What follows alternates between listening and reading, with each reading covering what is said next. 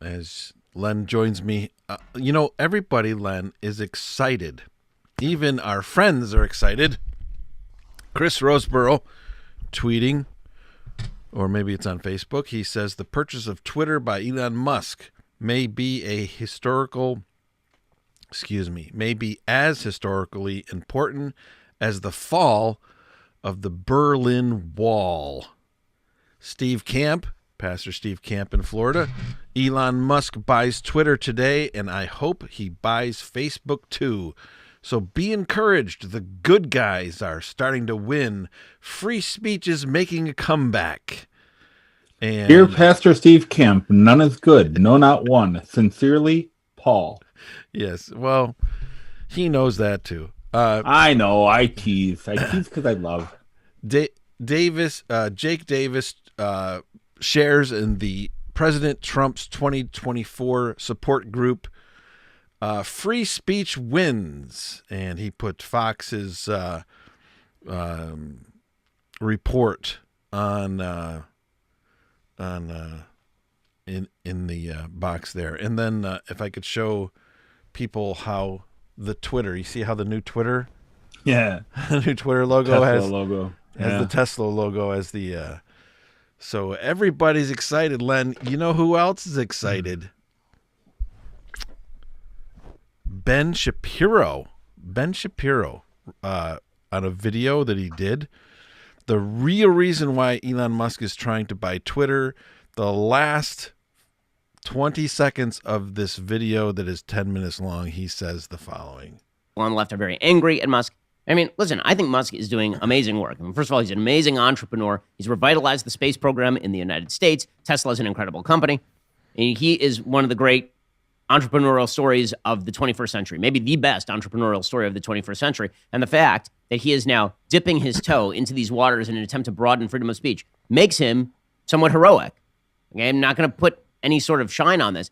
It is a heroic act to take your money and put it where your mouth is. If you believe that Twitter is doing a bad job in preventing content from being disseminated to the public, and then you decide to take billions of dollars and plop them on the table, this is an act of actual free speech heroism. Free speech heroism. Len, are you excited? I am skeptical. Look, I think we need to temper our enthusiasm and wait for things to unfold. I have never been convinced of the absolute altruism that people attribute to Elon Musk. And yet I am hopeful. I'm hopeful everybody's right, but I'm also fearful because Elon Musk may very well be a Lex Luthor type evil genius, and we just haven't been exposed to that side of him yet. Because up till now, he's never owned the world's largest data harvesting firm in the world. And let's face it now, Elon Musk owns more data than anybody in the world, and data is power. Period. So, I don't know. Do you want me to get right into my whole thing, or do you want? How do you want to handle this? I want to continue to welcome people to the show. We're trying to do a live show. Well, this isn't live. We're recording it today on a Monday night, and it will also drop on tonight, Monday night. Probably wee hours of the morning on Tuesday. Thanks for watching. Subscribe to this YouTube channel if you haven't already. We're going to be putting a lot of content here on this YouTube channel. For those of you who know Len, know that he looks a little different today than he even did last week. And we're going to talk about that because Len has Bell's palsy. And we're going to talk about his health situation. And it actually hit him. When did it hit you, Len? As we recorded our last podcast. And I think you're experiencing a delay in Len's audio with his video. That's unfortunate. We need to get his equipment upgraded.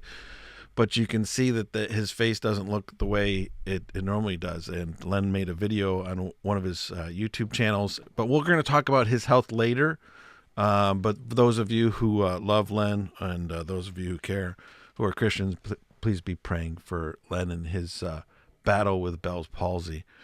Yeah, Len, let's get right into it. We're also gonna look through some tweets after we get done talking about Elon Musk, but maybe we'll go 30, maybe 40 minutes today.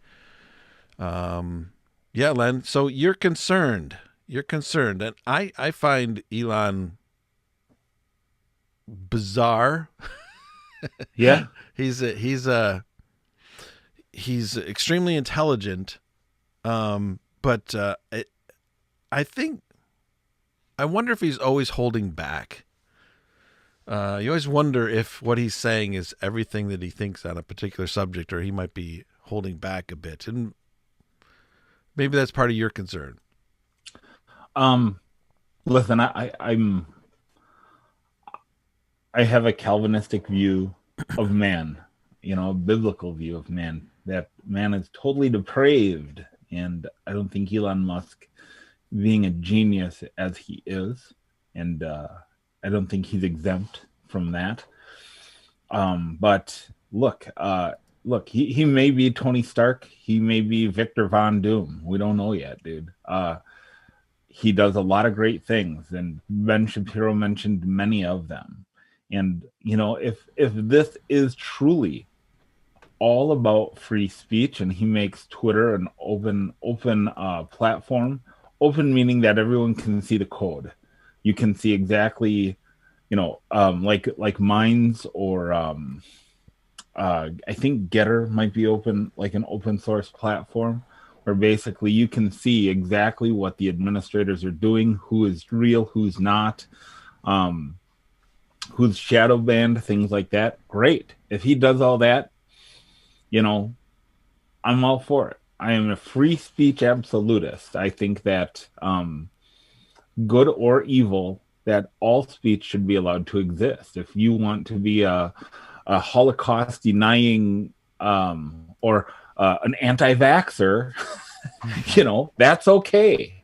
That's okay, because the thing that defeats bad speech or hate speech or whatever you want to call it is good speech, counter arguments, debate, the arena of ideas, right? That's how you defeat bad ideas, is with good ideas in the arena of debate. So if that's what he's about, which is what he's saying, that's the front page of every newspaper right now, that he wants to make it a free speech platform. But you got to think of Elon Musk's capabilities as the genius that he is. Think of, I don't know if you've ever heard Elon Musk talk about the dangers of artificial intelligence. And he is the number one progenitor, if that's the word I'm looking for, or propagator or creator of artificial intelligence in the world. He's working toward the perfection of artificial intelligence, and to what end? I mean, I'm old enough that I saw Terminator 2. I know how this story ends, dude. I have no interest in that ball game. But you have to think of Tesla, SpaceX, and Neuralink, which should terrify all of us.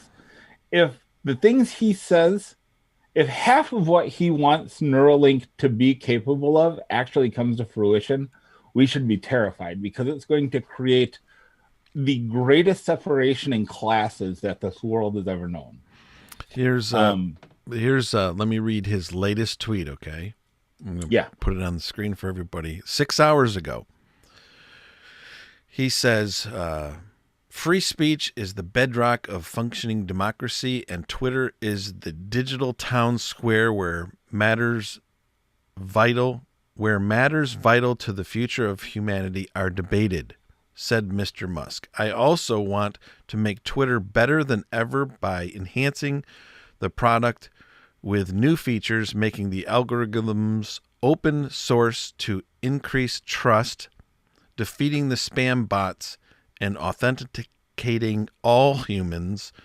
Twitter has tremendous potential. I look forward to working with the company and the community of users to unlock it. So he is cutting and pasting something that he said somewhere and giving it a big yes, a big thumbs up 6 hours ago.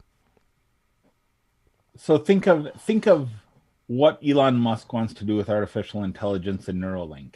You cannot have a perfected artificial intelligence without the input of ideas from every sphere of influence.